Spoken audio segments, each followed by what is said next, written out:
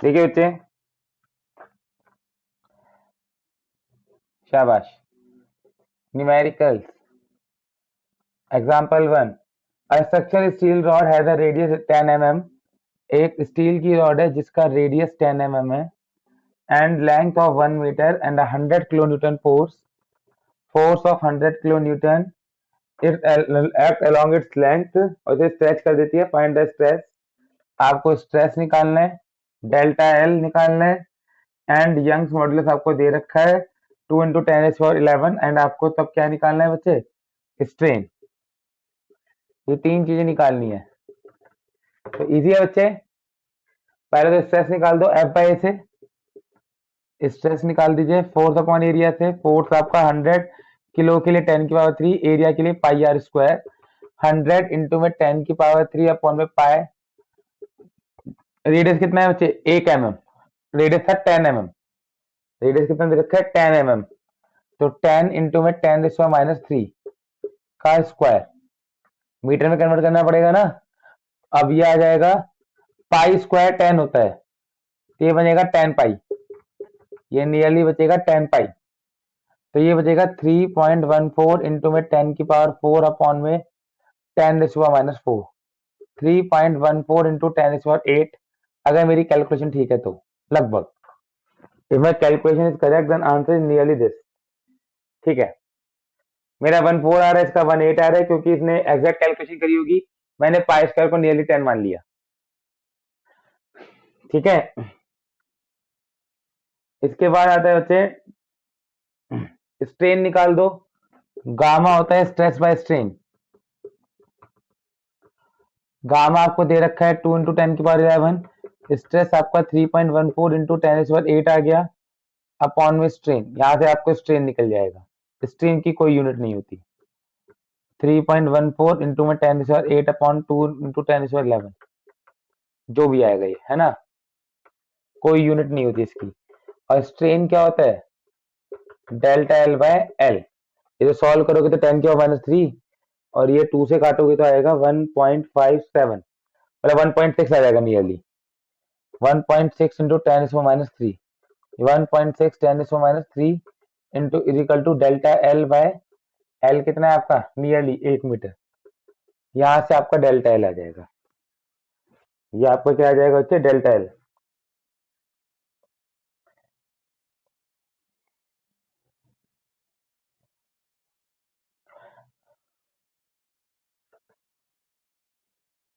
नहीं 100 बच्चे, 100 होगा 10 इंटू 10 के बराबर। यहाँ पर 100 बाय पाई था, 100 बाय पाई को ले लिया 10 इंटू 10 बाय पाई। अब पाई स्क्वायर नियरली 10 के बराबर होता है। ठीक है, तो 10 को मैंने पाई स्क्वायर लिख लिया। पाई स्क्वायर बाय पाई, इससे ये कर गया 10 पाई बचा। 100 को अगर आप पाई से काटोगे तो 10 पाई बचता है।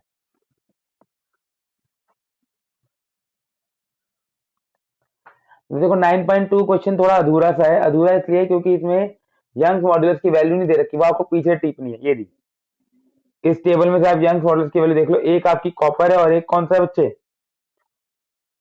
कॉपर और स्टील, दो रॉड है। तो कॉपर और स्टील के यंग मॉड्यूलस की वैल्यू आपको यहाँ से देखनी है। कॉपर का यंग मॉड्यूलस है 1.1 10⁻11। ये आपको पेपर में गिवन आएगा, याद नहीं करना। 1.1 इंटू 10⁻11, और स्टील का है 2 इंटू 10⁻11 पास्कल। ये दोनों वैल्यू आप ये मान के चलो, ये आपको गिवन है। And now you have to do the question number 2, example 2.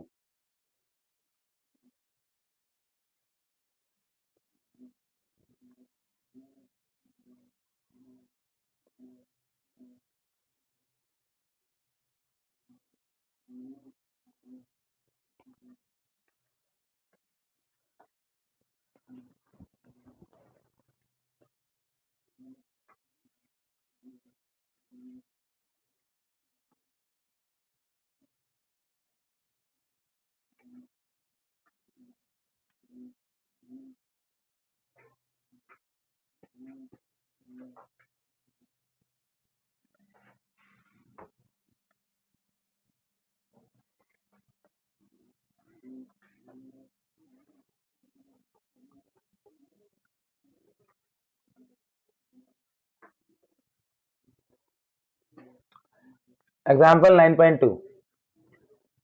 A copper wire of length 2.2 meter and steel wire of length कितना?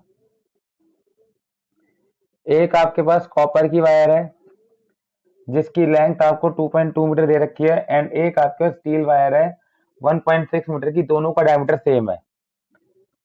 ये स्टील की वायर है, दोनों का डायमीटर सेम है, दोनों का डायमीटर दे रखा है आपको 3 mm, ठीक है। और एक दूसरे की लेंथ है 1.6 मीटर। दोनों को एक लोड लगाकर यानी कि फोर्स लगा के खींचा गया, दोनों पर एक फोर्स लगाया और इन्हें खींचा गया।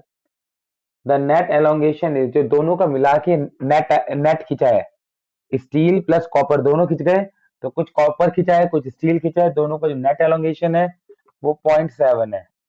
ऑब्टेन द लोड अप्लाइड, आपको इस एफ की वैल्यू निकालनी है। You have to find this force applied force.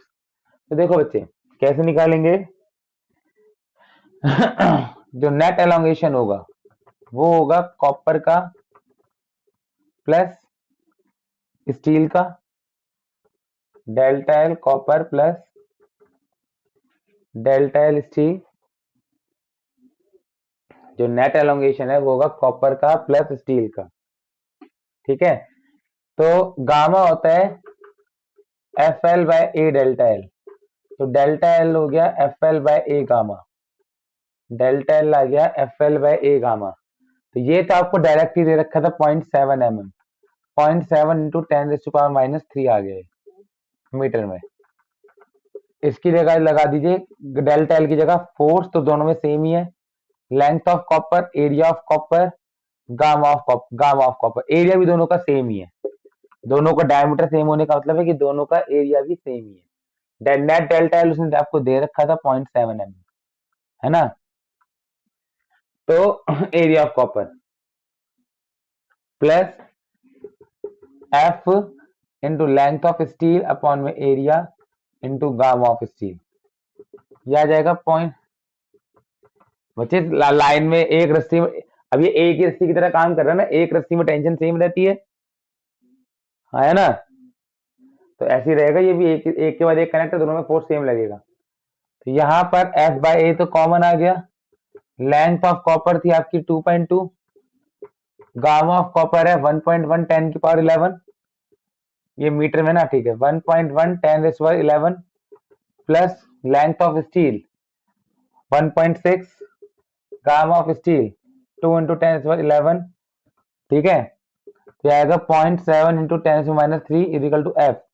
Area कितना हो जाएगा pi r square, pi into में 3/2 10⁻³ का स्क्वायर, क्योंकि ये आपको mm में गिवन था डायमीटर, ठीक है। तो ये इंटू में 10⁻11 तो कॉमन आ गया, ये कट के 2 बच गया, 2 प्लस 1.6/2, 2 प्लस 0.8 बचेगा ये, ठीक है। तो ये आ जाएगा 0.7 into 10⁻³ is equal to F upon F upon में पाई इंटू में 9 इंटू में 10⁻6 इंटू में 10⁻11 इंटू में 2.8। यहां से आपको एफ निकालना है बस,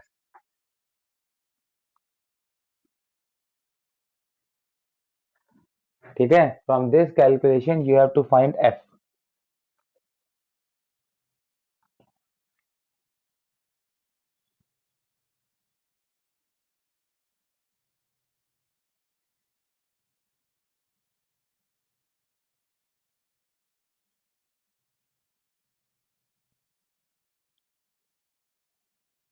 एग्जाम्पल 9.5 पेज नंबर 239।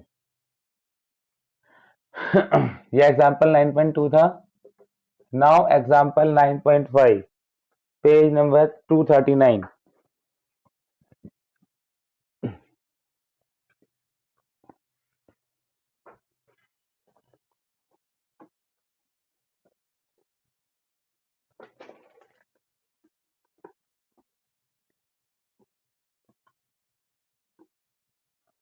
हाँ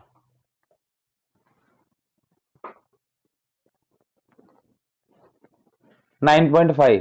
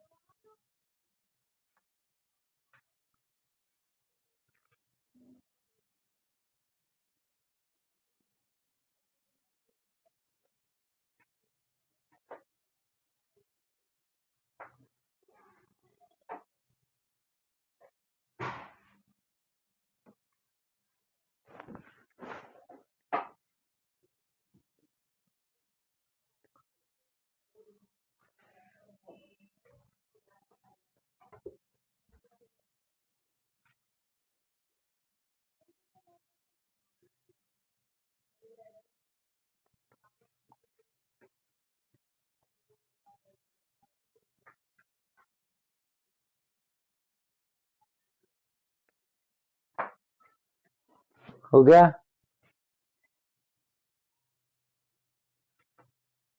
देखो बच्चे क्वेश्चन है, शाबाश।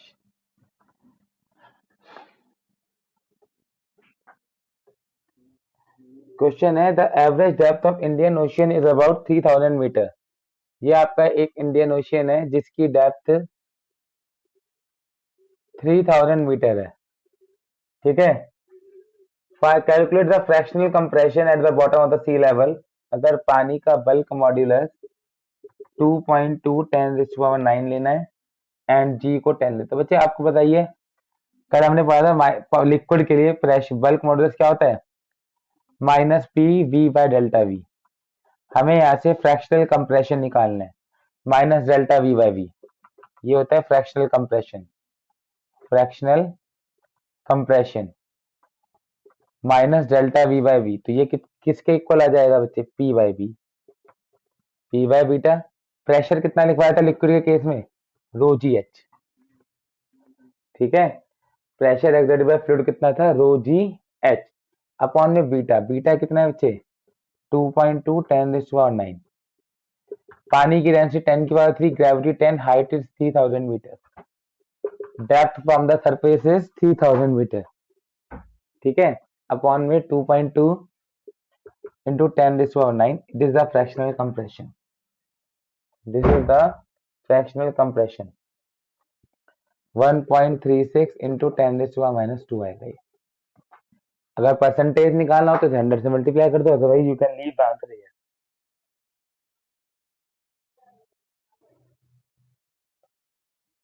ठीक है। Right on adding stress strain curve.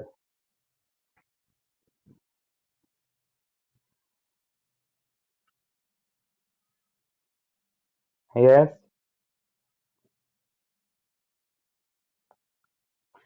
नहीं, मैंने स्टेप पे फॉरवर्ड लिखवाई था।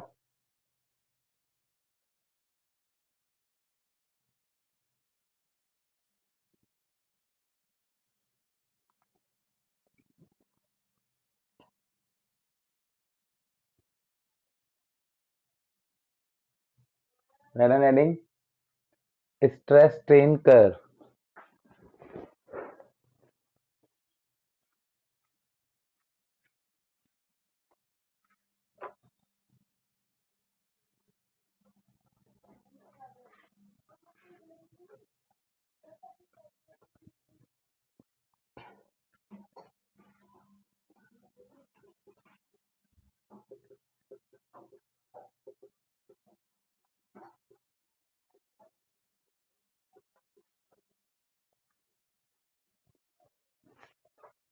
देखो बच्चे,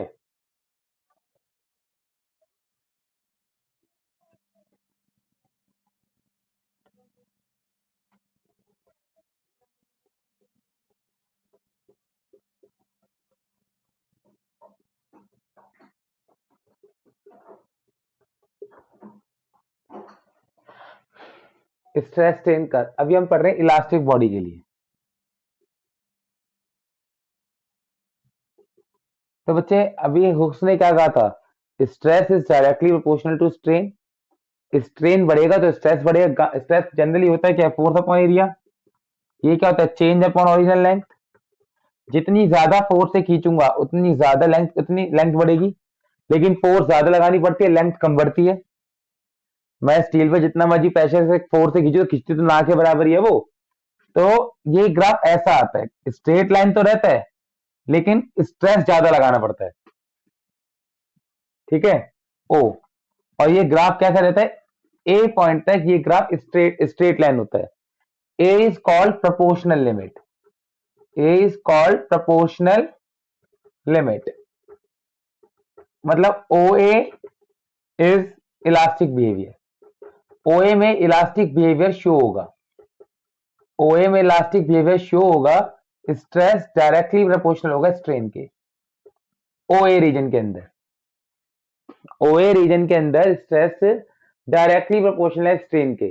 लेकिन अगर और ज्यादा फोर्स लगाऊंगा तो ग्राफ मुड़ना शुरू हो जाएगा और कहां पहुंच जाएगा बच्चे, बी पर।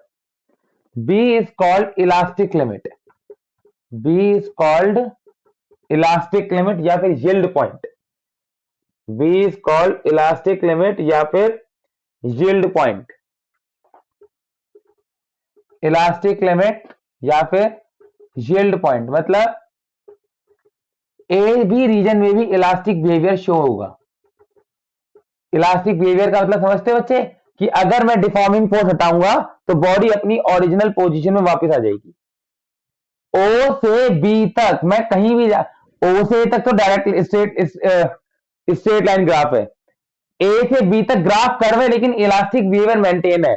इलास्टिक बिहेवियर का मतलब क्या होता है कि इलास्टिक बिहेवियर का मतलब क्या होता है, if the deforming force is removed till B at any point, O से लेकर बी तक अगर मैं किसी भी पॉइंट पर आकर डिफॉर्मिंग फोर्स हटा दूंगा तो बॉडी अपनी नॉर्मल पोजीशन में वापस आ जाएगी। Body will regain its original configuration. Body will regain its original configuration. लेकिन अगर मैं बी और उस एक लिमिट के बाहर चला गया, यहां पर जो स्ट्रेस है इसे कहते हैं यील्ड स्ट्रेस। इसको हम क्या कहते हैं बच्चे? Yield stress. ठीक है, अगर मैं इससे ज्यादा फोर्स लगाऊंगा तो अब वो वापस नहीं आएगी। अब बॉडी परमानेंट खराब हो गई। अब जो ग्राफ आता है वो ऐसा आता है। Suppose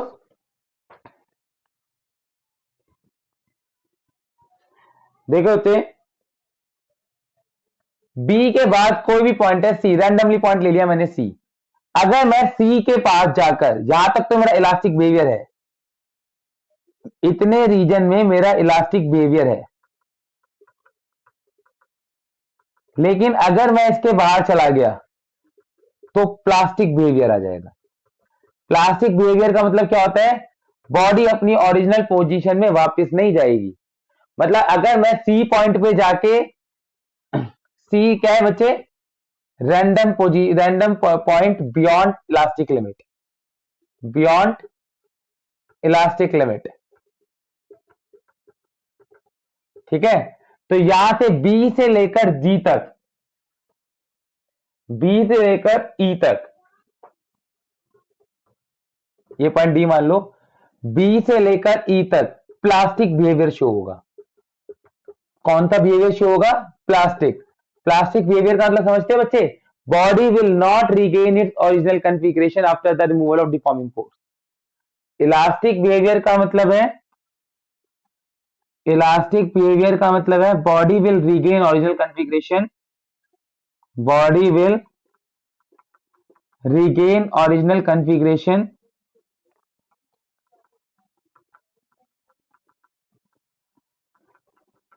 after removal of deforming force.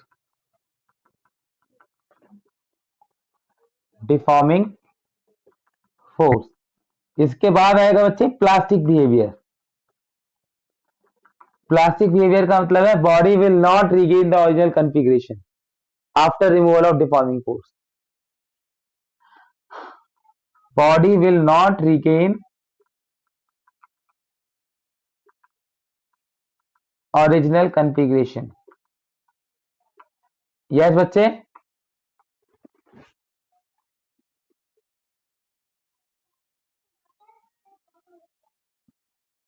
Okay, plastic behaviour, body will not regain original configuration after removal of deforming force, it will get permanent deform. और उसी को कहते हैं बच्चे, मतलब अगर मैं डिफॉर्मिंग फोर्स हटाऊंगा तो स्ट्रेस जीरो हो जाएगा।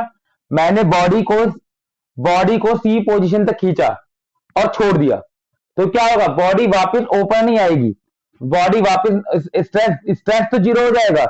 फोर्स हटाते स्ट्रेस तो जीरो होगा लेकिन उसमें परमानेंट कुछ ना कुछ स्ट्रेन रह जाएगा, शेप बिगड़ जाएगी। तो O1 को कहते हैं बच्चे परमानेंट सेट। O1 को क्या कहते हैं? Permanent set. कि अब उसकी शेप खराब हो चुकी है, वो इतना अपनी पोजीशन में वापस नहीं जा पाई। O1 को क्या कहते हैं बच्चे? Permanent set. अगर मैं बी के बाद जाके डिफॉर्मिंग फोर्स हटाऊंगा तो बॉडी अपनी ओरिजिनल पोजीशन में वापस नहीं जा पाएगी। ठीक है, तो जो उसके तो जो एट दैट पॉइंट उसके अंदर जो स्ट्रेन रह जाएगा, एट दैट टाइम उसके अंदर जो स्ट्रेन रह जाएगा उसको हम क्या कहते हैं बच्चे? Permanent set. उसको हम क्या कहते हैं बच्चे? Permanent set. डी पॉइंट पर, एक मिनट बच्चे, डी पॉइंट पर उस पे जो स्ट्रेस है वो मैक्सिमम है। डी पॉइंट पर, हाँ बच्चे बोलो।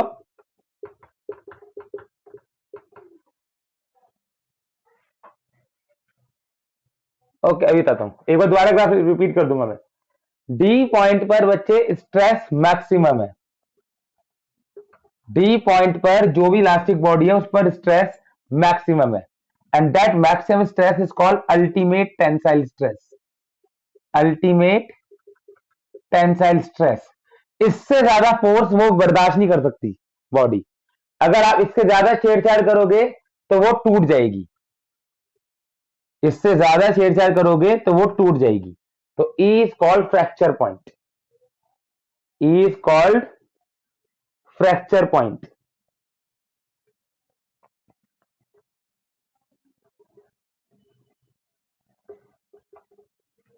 ठीक है बच्चे, E is called fracture point.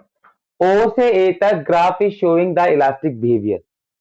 O to A graph is showing the elastic behaviour. A से बी भी बिहेवियर तो इलास्टिक ही है, लेकिन ग्राफ स्ट्रेट लाइन नहीं है। यहां से यहां तक तो stress is directly proportional to strain. O से ए तक stress is directly proportional to strain and the behaviour is elastic. A से बी तक अगर मैं उसे ए यहां तक खींच के ले गया, सपोज इस पॉइंट तक खींचा और डिफॉर्मिंग फोर्स छोड़ दी, तो बॉडी अपनी ओरिजिनल पोजीशन वापस आएगी, although the path is not a straight line. ऐसा एक लिमिट तक होगा, उसको हमने क्या नाम दे रखा है? Elastic limit. बी पॉइंट को क्या नाम दे रखा है? इलास्टिक लिमिट या यील्ड पॉइंट। ठीक है, उसके अगर मैं उससे भी ज्यादा खींचूंगा और डिफॉर्मिंग फोर्स हटाऊंगा तो बॉडी अपनी ओरिजिनल पोजीशन वापस नहीं जाएगी, उसमें कुछ ना कुछ खराबी आ जाएगी। That is called permanent set. That is called permanent set. इससे भी ज्यादा अगर खींचूंगा तो एक लिमिट ऐसा आएगा कि इससे ज्यादा स्ट्रेस डेवलप नहीं हो सकता, बॉडी टूटने की हालात में आ गई है। ठीक है, तो ये अल्टीमेट टेंसाइल स्ट्रेस है। टेंसाइल स्ट्रेस कर दीजिए, अल्टीमेट टेंसाइल स्ट्रेस कर दीजिए, और उसके बाद वो ई क्या आ जाता है बच्चे? Fracture point. ई क्या आ जाता है? हाँ ठीक है, फ्रैक्चर पॉइंट। अब आता है बच्चे, ये तो था इलास्टिक बॉडी के लिए, लेकिन एक होती है ब्रिटल बॉडी। ब्रिटल बॉडी मतलब ग्लास समझ लो, कांच। क्या कांच को आप खींच सकते हो? नहीं, वो एक लिमिट तक तो अपने आप को टूटने में रोकेगा, उसका टूट ही जाएगा। मतलब जो कांच होता है, कांच का अगर मैं स्ट्रेस स्ट्रेन, जैसे ग्लास हो गया, अगर मैं कांच का स्ट्रेस स्ट्रेन कर्व बनाऊंगा तो वो प्लास्टिक बिहेवियर शो नहीं करता, सीधा टूट जाता है। ओ ए ओ ए डी ई, खत्म। वेरी स्मॉल, हाँ, very small plastic behaviour, very small या नेग्लिजिबल प्लास्टिक बिहेवियर।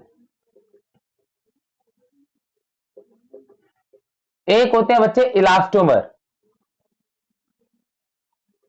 रबड़ जैसे होती है। हाँ, ये जो कम फोर्स लगाने पे ज्यादा खिंच जाते हैं। ठीक है, उनका स्ट्रेस स्ट्रेन ग्राफ कुछ ऐसा आता है। उनका स्ट्रेस स्ट्रेन ग्राफ कुछ ऐसा आता है,